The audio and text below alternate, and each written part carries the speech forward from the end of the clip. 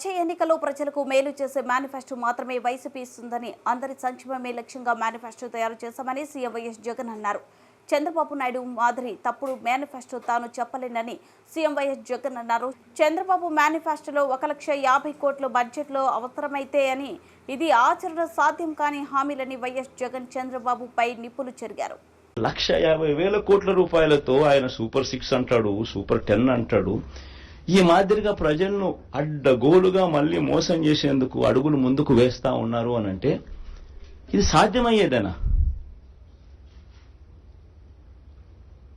సాధ్యం కాదని తెలిసి ఒక రాజకీయ నాయకుడు ఈ మాదిరిగా రిపీటెడ్గా, I repeat that word, habitual offender, I repeat that word, 2014లో ముఖ్యమైన అంశాలంటూ ఈ మాదిరిగా సంతకం పెట్టి ఇంటింటికి పంపించి ముఖ్యమైన అంశాలంటూ మోసం చేసిన ఈ వ్యక్తి, ఇదే కూటమిలో ఉన్న ఇదే ముగ్గురి ఫోటోలు పెట్టి తన సంతకం పెట్టి మోసం చేసిన ఈ వ్యక్తి మళ్ళీ ఇదే హిస్టరీ రిపీట్స్ అన్నట్టుగా మళ్ళీ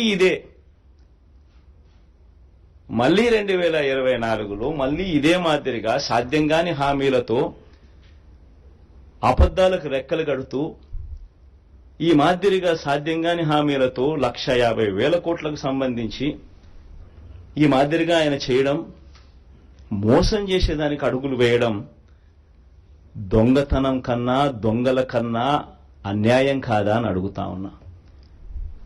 420 కాదా, చీటింగ్ కాదా అని అడుగుతా ఉన్నా. ఆలోచన చేయండి. ఇవన్నీ కూడా నేను మీకు విడిచిపెడతా వస్తా ఉన్నా, మీ మనసులకే విడిచిపెడతా ఉన్నా. ఒక రాజకీయ నాయకుడు అంటే ఎలా ఉండాలి?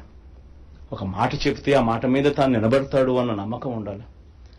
ఒక రాజకీయ నాయకుడు, ఏ కార్యకర్త అయినా పలాని రాజకీయ నాయకుడిని చూసినప్పుడు అదుగో ఆ రాజకీయ నాయకుడు మా నాయకుడు, అదుగో అతడే మా లీడర్, కాలర్ ఎగరేసుకొని చెప్పాలి.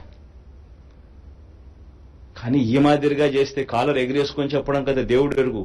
ప్రజలు ఎక్కడన్నా కనిపెడితే ఎలక్షన్లు అయిపోయిన తర్వాత ప్రజలు అక్కడ వస్తున్నారంటే ఈ దొడ్డిదావరం ఈ పక్క పోయే కార్యక్రమం జరుగుతుంది.